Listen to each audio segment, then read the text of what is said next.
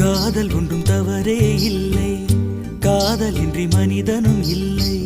நண்பர்களும் காதலராக மாறிய பின் சொல்லிய உண்மை